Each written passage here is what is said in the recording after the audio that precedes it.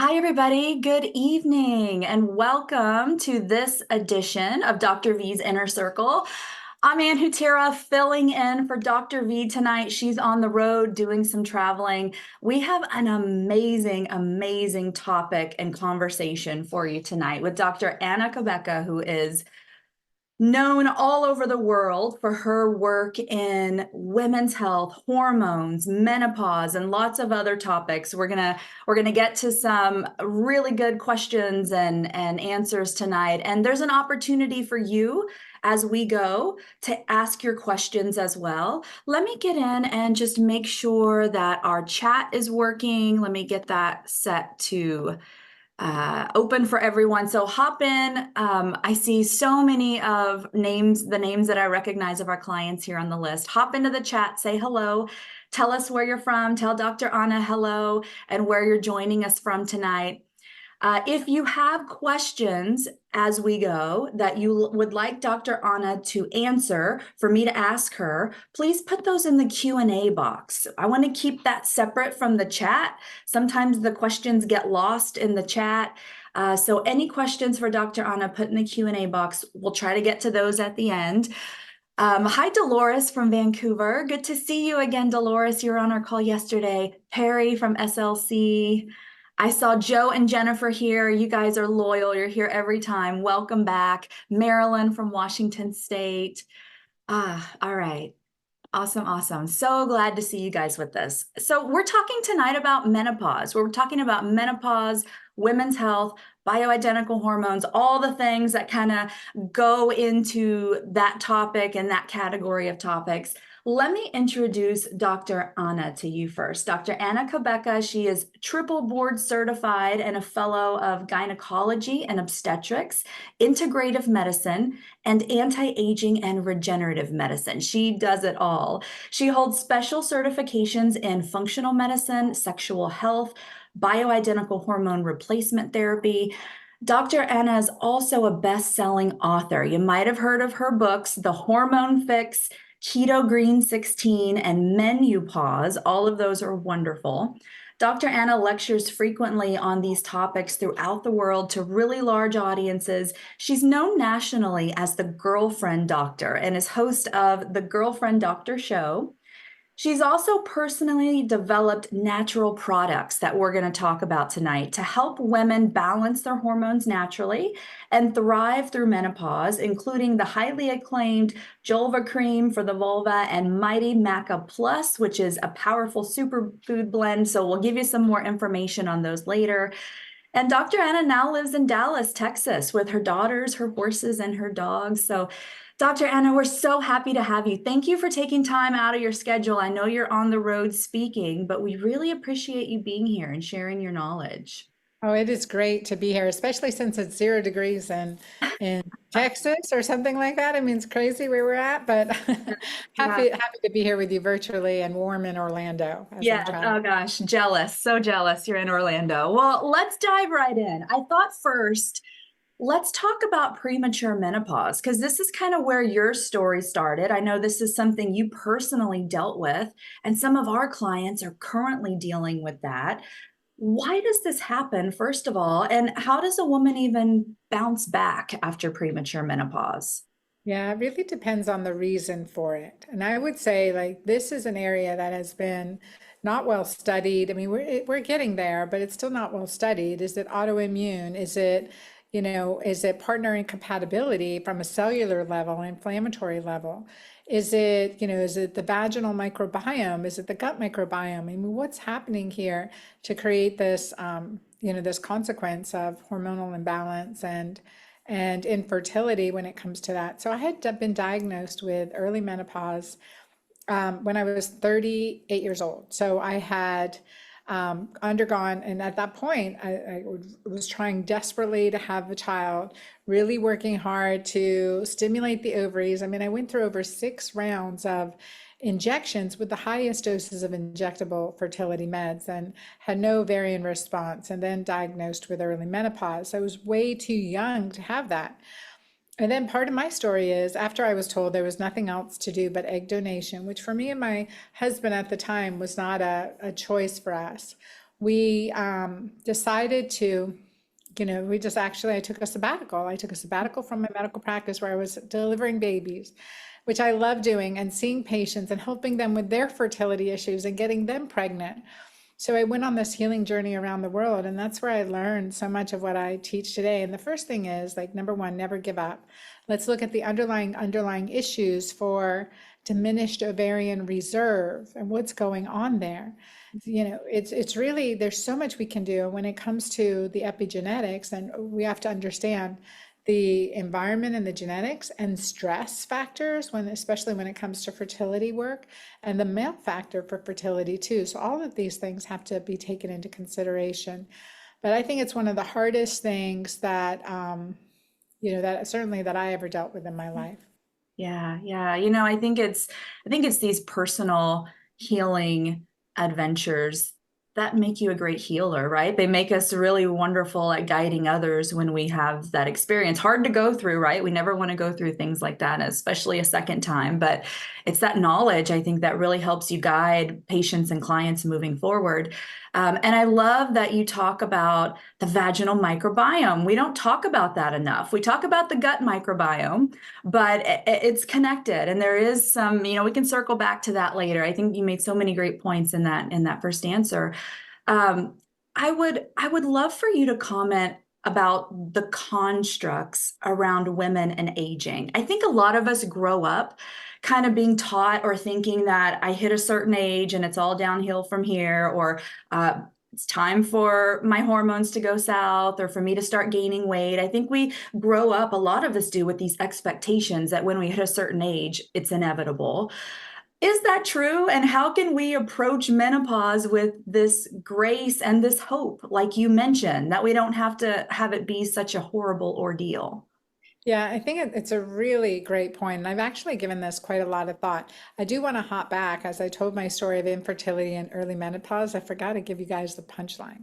I mean, at age 40, I reversed through my journey around the world. I reversed early menopause, naturally started cycling again, and then naturally conceived and had my daughter, Ava Marie, when I was 41 years old. So good Incredible. news. And I that's what I also I saw your before and after pictures, which are incredible. Everybody go to Dr. Anna's website. She shares her before and after pictures, which is just, you can tell you have vitality back after going through your journey, which was amazing.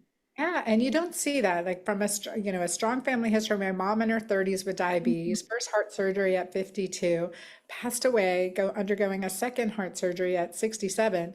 And I was in med school. I was in residency at the time as an OBGYN, my second year of residency as an OBGYN at Emory University, arguably one of the best OBGYN residency programs in the world.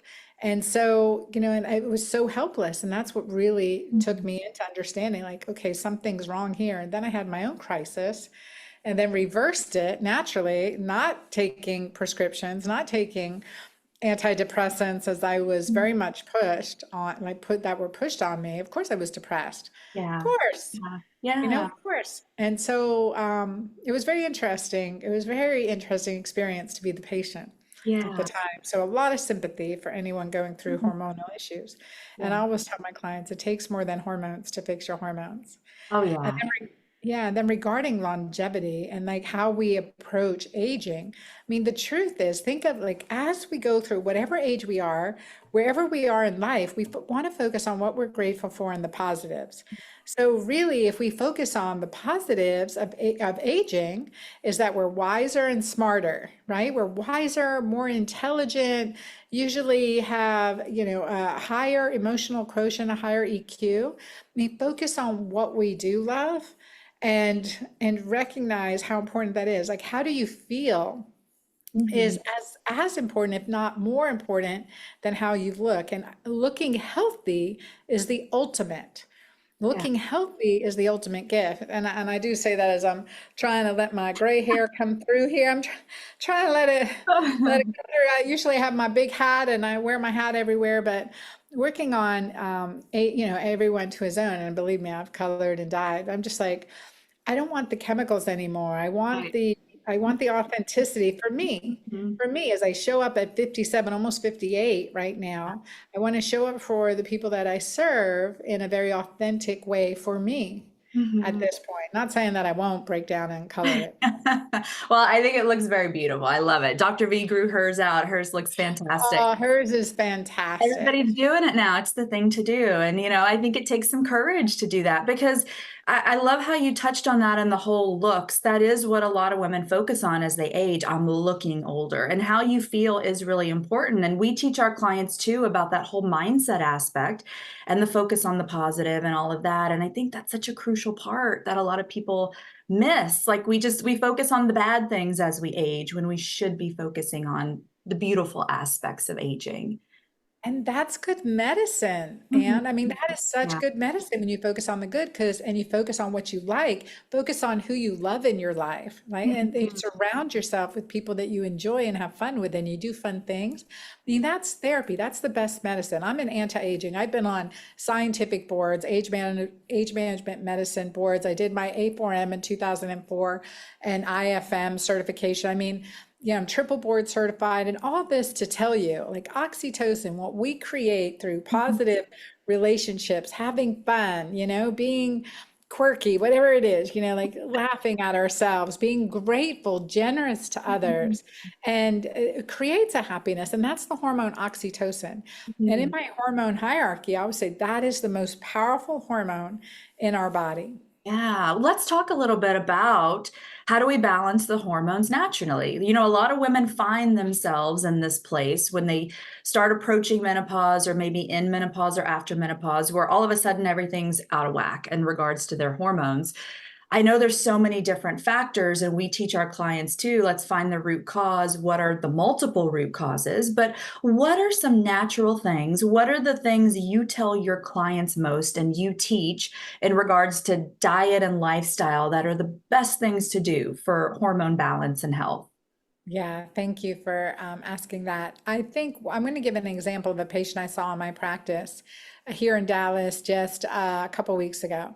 And she is 48 years old, full perimenopause. I mean, having her periods regularly-ish, right? Like how you call it that. Okay, it was regular for 3 months, then I had some breakthrough bleeding, then it was 2 weeks late, regularly-ish. So she's not menopausal, she's in this perimenopausal state at 48. And I have everyone do my hormone symptom toxicity questionnaire, which is an easy questionnaire to just fill out, and it's so important to do this because what gets measured gets managed, and it's free to do this questionnaire, right? So you do this questionnaire, and her score came back at like, I want to say it was 72. It was like one of the highest scores you can get. And she, and overall, she really downplayed her symptoms. She's like, yeah, Dr. Anna, my period's a little wonky right now. I'm kind of irritable and, I just don't feel like myself. I'm like, shit, you must feel terrible because your symptom score is terrible. I mean, I don't like it above 10 and I want to get you down to 0. And your score was, I mean, significantly high. And this is so important for women to hear and men as well is that we're so used to it. It's so gradual. We're so, high powered and used to powering through and taking care of everyone else. We don't realize how bad we're feeling till we start feeling good again. Yeah, that's so true. I experience that with our clients too. They kind of they adapt. They've gotten used to their symptoms and they say, "Oh, they're not so bad." And they've put off seeing someone to address it. But when you get better, then you notice how bad you really did feel and how much you were dealing with the symptoms. We have the link to that quiz that Dr. Anna's talking about. We're going to put that in the chat for you so that you can take her free quiz, totally free. Go check it out. We'll put that link in there for you in a bit. What about the menopause symptoms like hot flashes, weight gain?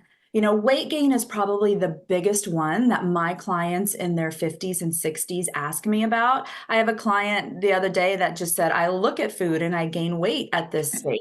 What do you recommend in regards to weight gain? I know healthy weight is what's important, but if a woman in her 50s or 60s wants to drop 10 pounds, what do they need to look at in regards to hormones and what's the best way to approach that?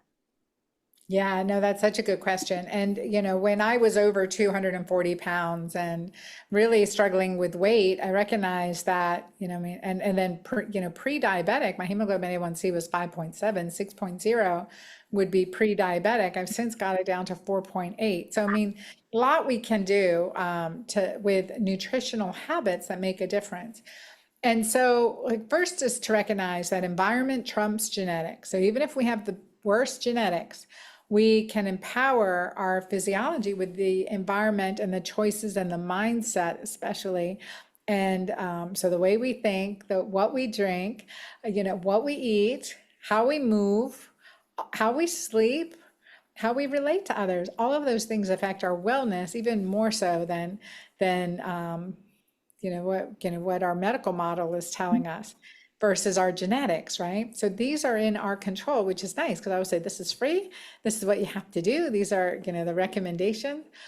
And so I think when, I work with, for example, this client who's 48 and she's coming in with these symptoms, foundationally, it's take the quiz. Let's see where you're at. Let's draw some lab work while we're waiting for those to come back. Because, I'm going to do blood work so I can get quick results. Plus, I'm going to look at a full cardio IQ. That is so critical to look at nowadays, especially post-COVID.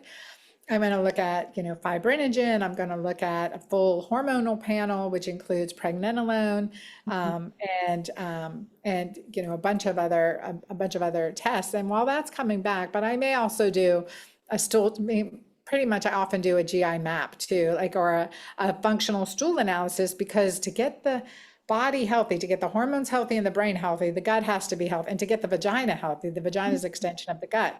So to get these aspects healthy, we got to really address the gut. And when we see it on paper, we're really motivated to move. Now, just based on a questionnaire, I can start off on the foundational, but when a patient comes in to see me, spending a lot of money, right? And so you want to make sure they've got very targeted, directed, and I'm still going to tell them same thing I tell them in Hormone Fix, right? Yeah. So until I get their labs back. And by the time they get their lab back, so that's with hormone detox. So it's 10-day keto green hormone detox with intermittent fasting, 2 to 3 meals a day, getting enough protein, want to get, at least 80 to 100 grams of protein a day. And make sure you're getting healthy fat and checking your urine pH so it's alkaline, focusing on the good foods as well as lifestyle choices that help you decrease inflammation and cortisol in your physiology to really help establish that balance. So it's really a very nice program. And typically patients come back. Oh, and I typically put them on detox support. So my Mighty Maca Greens, which is a supplement with 30 superfoods. And if their score is certainly over 25, I will put them on additional phase 1 and phase 2 liver detox support as well, potentially, or additional keto green shake with all the detoxifiers in it a day as well. So there's a couple things to think about in my menus that I created. They're medicinal menus to support those detoxification pathways. And typically when a patient comes back in 6 weeks, they're feeling better. So that concept of, creating insulin sensitivity, decreasing cortisol, optimizing oxytocin, I mean, that is key, and that's through diet and lifestyle for the most part. And that makes the biggest change to empower your body to lose weight and to release fat safely, because you've got to detox the Yeah. toxins that are coming off when you're releasing fat, or you're just setting yourself up to rebound. Absolutely. I love that. And that's a lot of what we teach our clients too about the importance of detox and really doing that foundational work when you're trying to balance hormones. There's so many toxins out there now that are endocrine disruptors that disrupt our hormone system in general. And if you don't do the testing, you don't know if you have any of those things in the body that are affecting hormones as a whole. Talk a little bit about stress. You touched on cortisol. But we see a lot of clients who they've got this massive amount of stress and they've learned to deal with it. So they say, I'm managing fine. Or maybe they have a lot of past trauma and they're in fight or flight, but they're so used to being in fight or flight that they don't recognize that they're in fight or flight anymore. Their central nervous system is always highly activated. Talk about the role of stress with cortisol and how that's kind of like a trickle down to the other hormones. Yeah, and this is such an important topic for me from my own trauma, from my own stress, from my own journey with infertility, being told I would never be able to have another child, all of those things I was able to reverse. But that chronic stress, that post-traumatic stress, Mhm. really creates this war within our body. And I always look at really to consider, and if I hadn't been through this, I wouldn't understand this. Like I really had to do the research to figure this out. It's not something we're taught, we learn. And unless we go through this ourselves, pretty much, um, it's unheard of. You're given medications for PTSD. You're giving, I mean, it's like, it's ridiculous what happens when you're in this adrenal fatigue. You're given blood pressure I mean, it's a list of things that you may be treated for as far as instead of addressing the underlying issues. And so it's important to understand when stress is up for a short term or long term, everyday stress or chronic post traumatic stress, cortisol, it opposes cortisol. So cortisol goes up, oxytocin goes down. And when cortisol is up for a long time, it gets suppressed and oxytocin's down at the same time.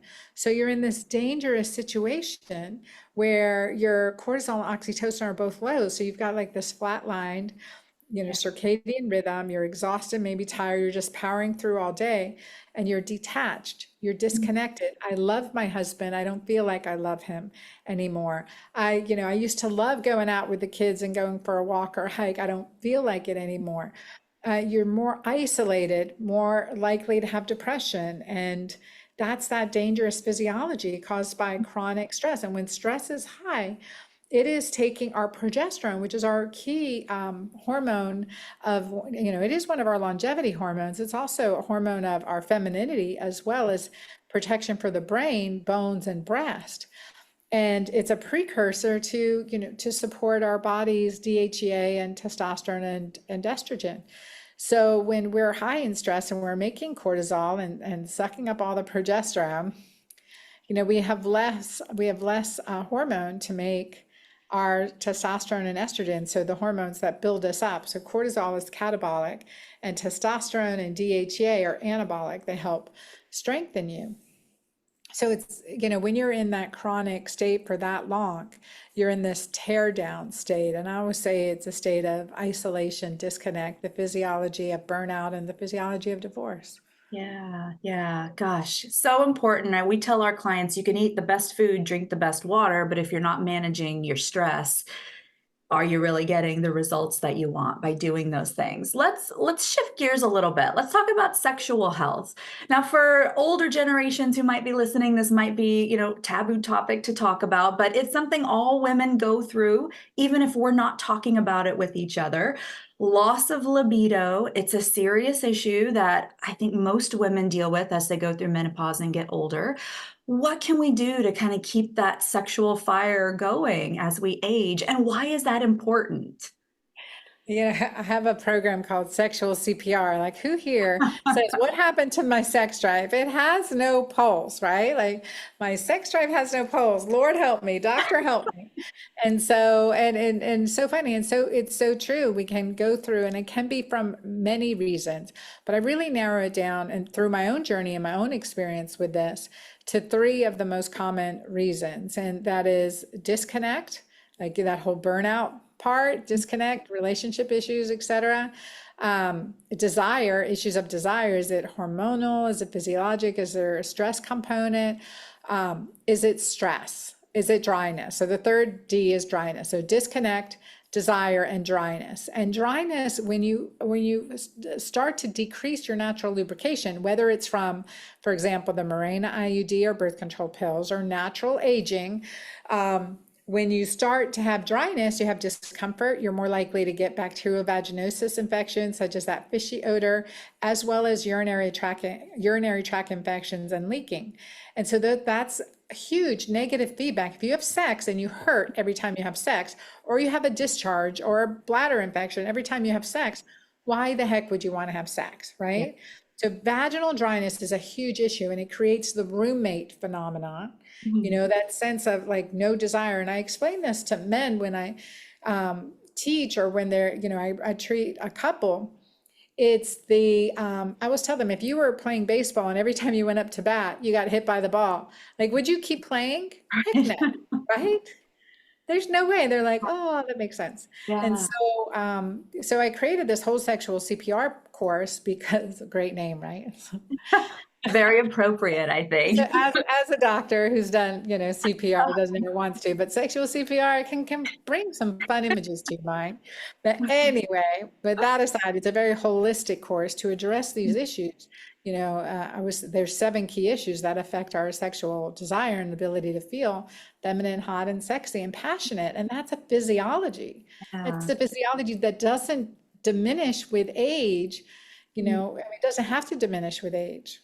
Yeah. Oh, I love that because I have many of my older female clients who, when we talk about libido and the sexual topic, sex as we age, a lot of them say, I don't have libido anymore. So I don't even go there. That was for when I was younger. And that makes me a little sad to hear women say that.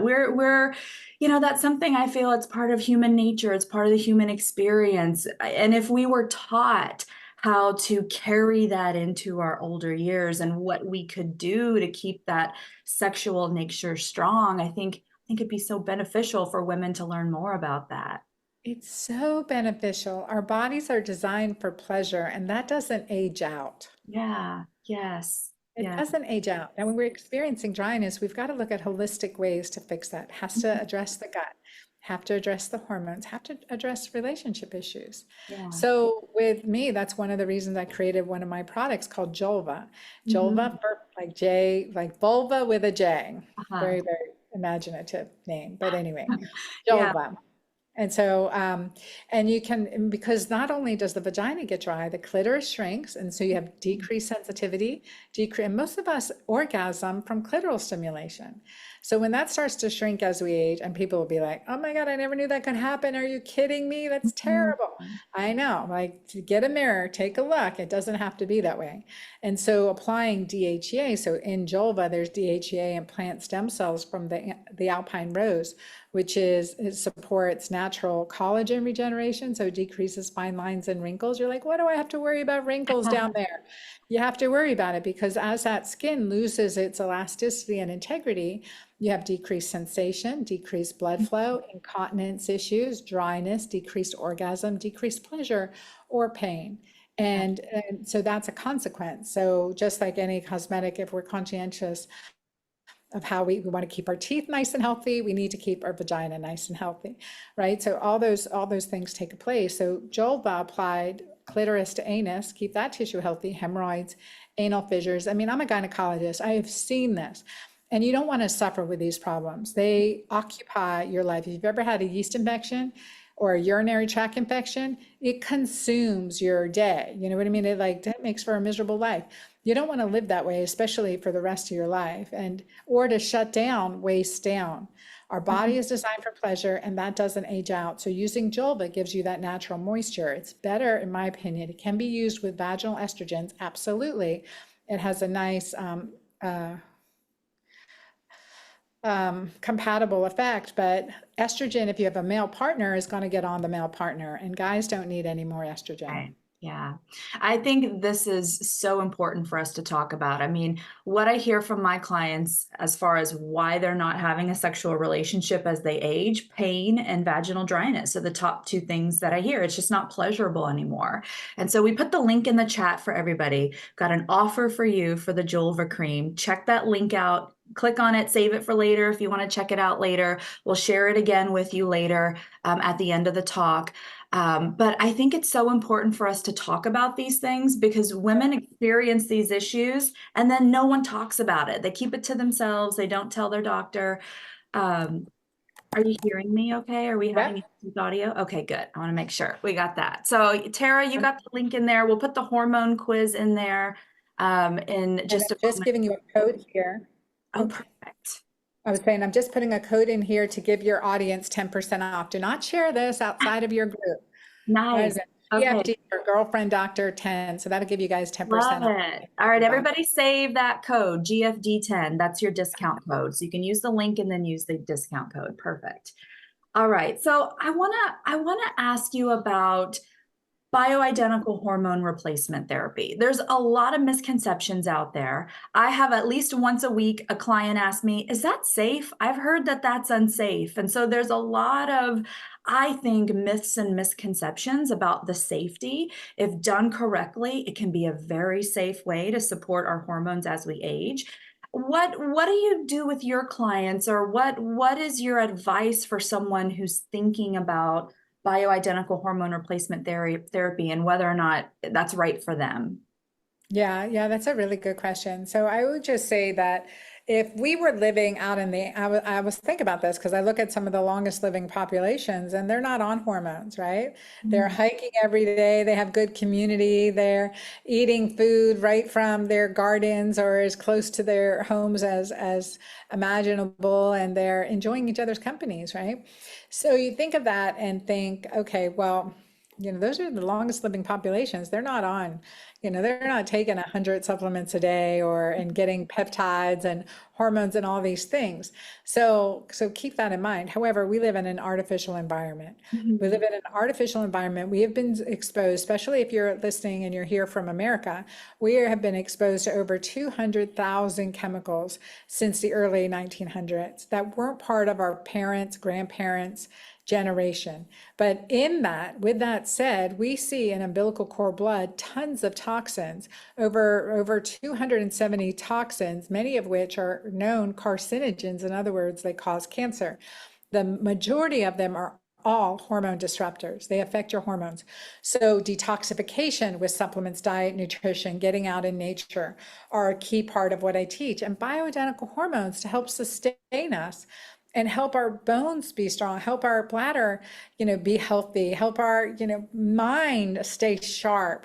I mean, this is an option for us, and it's a very safe option. The clients that I've had under, that I've ever worked with on bioidentical hormone therapy, I can tell you, not one was diagnosed with cancer. Now, I did see clients come in who I diagnosed with cancer, who had a diagnosis of cancer, specifically breast cancer, that, were on birth control pills for a long time or on synthetic hormones.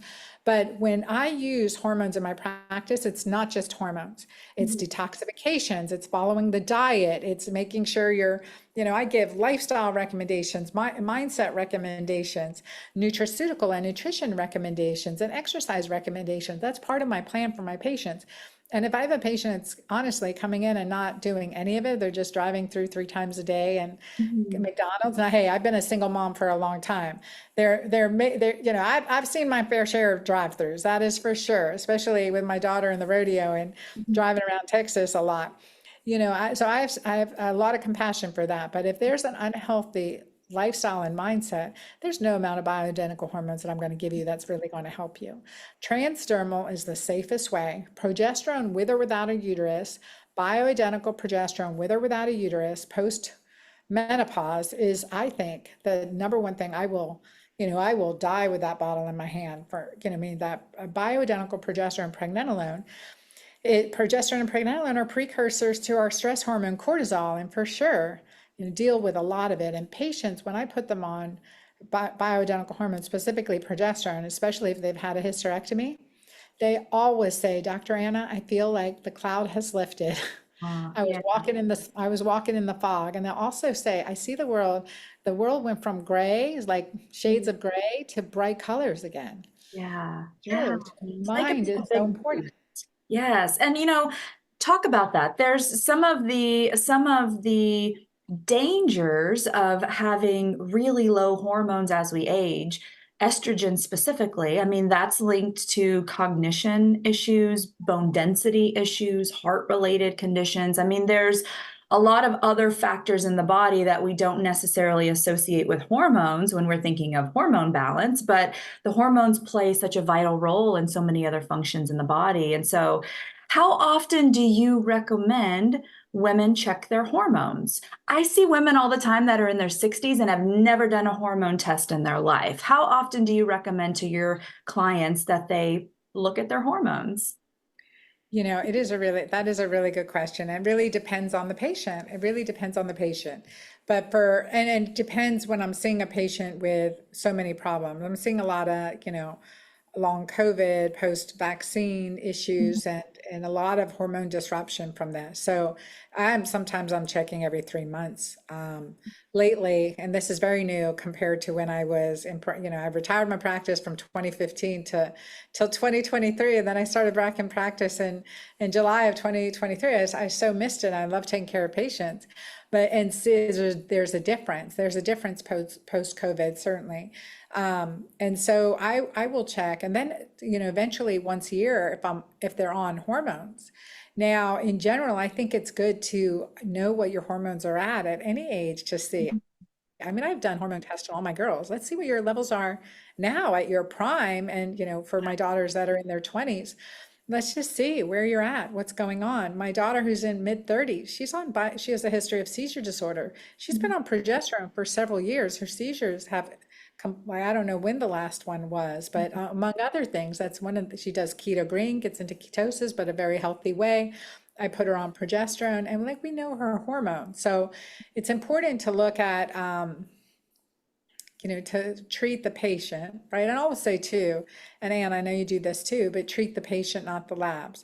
But the Yeah. labs help guide us and also help convince us. Right. Right. Right. Absolutely.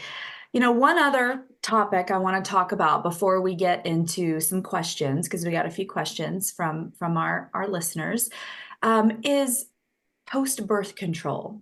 I see a lot of clients, women who've been on birth control for 20 years and they're coming off birth control. What is your advice for a woman in that position where she might be having these really big shifts and swings and hormones and everything's kind of out of whack? Is it the same type of nutrition and lifestyle things that you recommend, or is there something different you do with the woman who's coming off of birth control after long term? Yeah, that's a really good question. And it depends on their age coming off too. But you have to detox them. They need a good hormonal detox. They often need addition, if they don't have, high thyroid antibodies, they need additional iodine support. You have to optimize their vitamin D, increase their red blood cell magnesium, look at their fibrinogen levels and follow those, because fibrinogen's a risk for clotting, and then any other concerns that you may have. And then really supplement. I mean, I always supplement my clients that if they have to be on birth control for whatever reason, with a good multivitamin with methylated B vitamins and their bioactive forms, magnesium, vitamin D, and iodine to support them, because the birth control pills and the hormone disruption that can cause. So work on detoxing them. I put them all on Mighty Maca, 2 to 3 scoops a day to help support phase 1 and phase 2 detoxification, as well as to give them adrenal support and help them resuscitate their ovaries, right? Because they've been suppressed for so long. So really it's that part of that like for me, I call that hormone detox regimen and cleansing regimen to support their body's natural hormonal protection. So I think that's a really important piece. And sometimes for a while, they may need to be on a cyclic bioidentical progesterone just to support the luteal phase. Mhm. Um, yeah. Yeah, okay. Okay. Well, are you down for a few questions? We've got a handful of Absolutely. questions. Okay, these are from viewers who are joining us and listening. So let's see. Let me go to the list here. Um, okay, let's see. All right, this is a question from Henry. Henry's asking, from your research and practice, would you, or let me see, let me rephrase this. From your research and practice, what role does insulin resistance play in contributing to women's hormones and other health issues? Is there a connection there? Absolutely. I write about this in all three of my books. I say, oxytocin's the, most powerful overarching, queen or king hormone. And then insulin and cortisol are your next two hormone, key hormone regulators. And then estrogen, progesterone, testosterone, melatonin, and the rest down there. So insulin is key. That's why the whole keto green approach I recognize to create insulin sensitivity out of insulin resistance, but also as we age, our reproductive hormones go down, cortisol and insulin goes up. Mm. So you have to continually combat that. And that's why it's so important to fast periodically, do some extending fast, intermittent fasting, and as well, really cut out sugar as we age. Yeah, wonderful. All right, this one is from an anonymous attendee, but she's asking, I'm 53, I have no periods, I live with MS, and my hot flashes, night sweats are so bad, but I've been told many times that there's nothing they give for quote unquote people like me. Is that true? Do I have to suffer? She puts in quotations that she's dealing with autoimmune disorders. Yeah. So what would you recommend? She's also asking about acupressure or acupuncture and if that could be something that helps. Oh my gosh. First of all, I'm an osteopathic physician, so I believe in manipulation and alignment, and that is critical to optimal health. So chiropractic adjustment, osteopathic adjustment, to really set that into your routine so you're doing that regularly. That is critically important for overall health because the whole neuroendocrine system, our spinal cord and our joints, et cetera, we have to maintain the health of that. So that's critical. And with MS, make sure your vitamin D is optimized. And I do like Dr. Terry Wall's work. We're very similar in so many things. Like you have to follow that. And I use progesterone and estrogen and testosterone and DHEA in my clients with MS in the perimenopause and postmenopause over age 50 for sure. They would be on hormone support. There's no and transdermal because that's the safest way, but there's no reason to hold that from you, my Yeah, opinion. I don't yeah, know the rest of your history there, but MS alone is not a reason to yeah. withhold hormones. I love that. Okay, this one also from an anonymous attendee, a little long, so I'm gonna hyphenate this one a bit. But this person, 70 years old, not sexually active, has been divorced from an abusive relationship for 25 years. She says, I've developed lichen sclerosis, which by the time I was diagnosed, my labia minora had disappeared, my clitoris has closed up, and my vagina opening has narrowed. I've been told that if I ever have intercourse again, I'll need surgery. I've been told there's nothing I can do except use clobetasol ointment and DHEA compounding cream to address the dryness, pain, and bleeding from light touch and to keep my symptoms from getting worse. Is there anything that can be done to reverse the damage that's already been done? Yeah, Oh, first of all, thank you for writing this in. It's a very vulnerable topic and don't give up, number one. Number two, I would definitely try my Jolva cream because Jolva cream works better than DHEA by itself because of the combination of the stem cells and the emu oil, coconut oil, and shea butter along with the DHEA. We have clients that have had amazing results with using it. And you'll want to slowly, eventually, as this heals, and it can take, I would say, using Jolva a day for 2 months, at least 2 or 3 months, and then start to wean off the clobetasol. But also, what I recognize is with lichen sclerosis, there are a couple other things that we have to look at.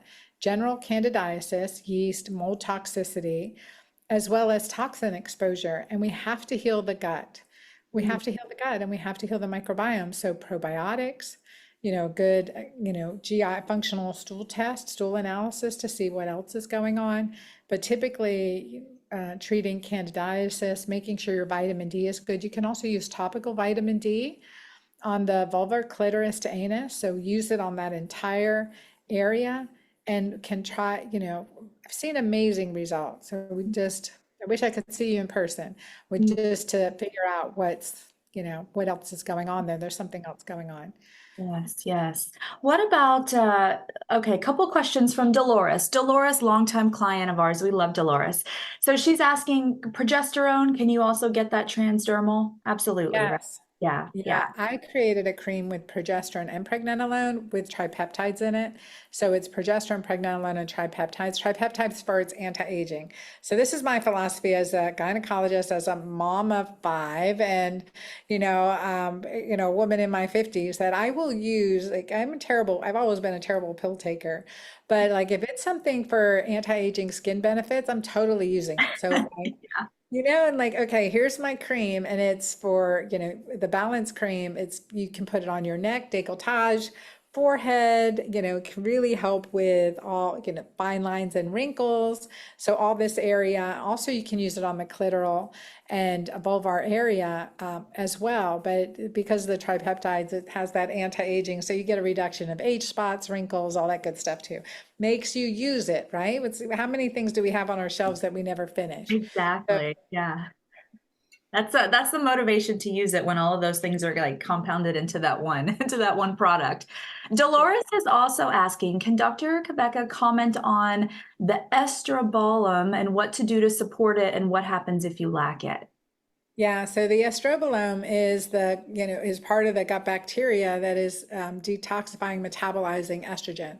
And so the biggest thing is, first way to assess how is your body detoxifying estrogen, is it detoxifying it well? We do a blood test or a urine test, and that looks at 2, 4, and 16 hydroxy and methoxy estrone. And so we want to see how your body's getting rid of the estrogens, and that's key. With the estrobolome in general, we know that, again, looking at a stool analysis, but you want to have good probiotic on board, good bacteria, lactobacillus, Bacteroides, healthy Akkermansia. I mean, a healthy range of bacteria to support the gut and the estrobolome, but that's part of our microbiome. Mhm. All righty. Marilyn is asking, what about compounded thyroid hormones? Is that a thing in cream form? And do you recommend something like that if a person's trying to balance their thyroid? Yeah, so I like sometimes I'll compound T3 and T4 together, or use one of the pharmaceutical ones that we have available, or just use straight T3, such as Cytomel, which is a prescription form that any pharmacy can fill. So with compounded hormones, it's really looking at your full thyroid, free T3, free T4, reverse T3, and your TSH levels. So looking at getting the full picture on that, as well as your thyroid antibodies, so that can make a difference. But in general, it just depends on what's happening with your thyroid. If someone has a very high reverse T3 and a low free T3, I'm not going to give them more T3 because it's just going towards reverse T3. So I want to reduce stress, decrease toxicity, get rid of, any mycotoxins or mold, and that makes a huge difference on your hormones. So it's all tied in there. It is. And all that underlying work of the detox and really looking at your toxin levels and figuring out if your gut's healthy or if you have gut infections, all those things are, I think, important moving parts that we have to address with any hormone imbalance. All right, that is all our questions. This has been so, so wonderful, so informational for all of our clients. I've loved this conversation tonight. I want to talk really quick before we go about the products one more time and put those links in the chat box. So bear with me for a second. So Tara just put the Breeze Through Menopause link in there. Tell me Yeah, what that is. That's an online program that you created, right? that's a 10-day online program. And if you guys, even if you're before, during, or well after menopause, take that program. Go ahead and take that 10 days. Each day, the free program is each day you get an email with a menu for the day, also with a motivational video for the day and a fun fact. So, teaching video from me, and they're all quick. And there's just bite-sized pieces for 10 days. And really what we've seen in those 10 days in patients and clients with hot flashes, we've seen over a 88% reduction in hot flashes in just those 10 days. So Amazing. as well as weight loss and just improvement in energy, mind, and feeling at home in your body. And you can do that in just 10 days. But each of those days, there's a little teaching video. So I encourage you to do that course. So it's completely free to go through live. Once you sign up, you'll get put in an access to the course, and you'll be getting those daily videos. Awesome. So So everybody go sign up for that. There was the link for the Breeze Through Menopause course. The Julva cream, Tara just put that in there too. Definitely go check that out. And we have the coupon code there for you. We're going to send out this video in a replay. So if you're missing some of these links, don't worry. Everything's going to be in the email that you get. The links will be there with the coupon code. And then the hormone quiz. Let me copy that one because I don't think we've put the hormone quiz in there. Let me get this link copied. And there we go. Hormone quiz. So go take that free quiz. Dr. Anna has that on her website. And then I'm also going to, let me put this link in here as well. This is Dr. Anna's website. Go check it out. She has her books on there as well. She has the 3 books we talked about at the beginning, wonderful recipes and diet plans in there if you're dealing with any premenopause or menopause related symptoms. Thank you so much for taking time out of your busy schedule. I know you're traveling and teaching, but this has been so valuable for our audience, and we can't wait to share it with everyone who wasn't here tonight. Thank you so much for being here. Oh, thank you for having me. Thank you for having me. I love what y'all are doing. I appreciate it, you guys. Thank you. Thank you. Thank you, So, everyone. thank you. And thank you, everybody, for being here. We'll see you next time on Inner Circle. Everybody, have a great night.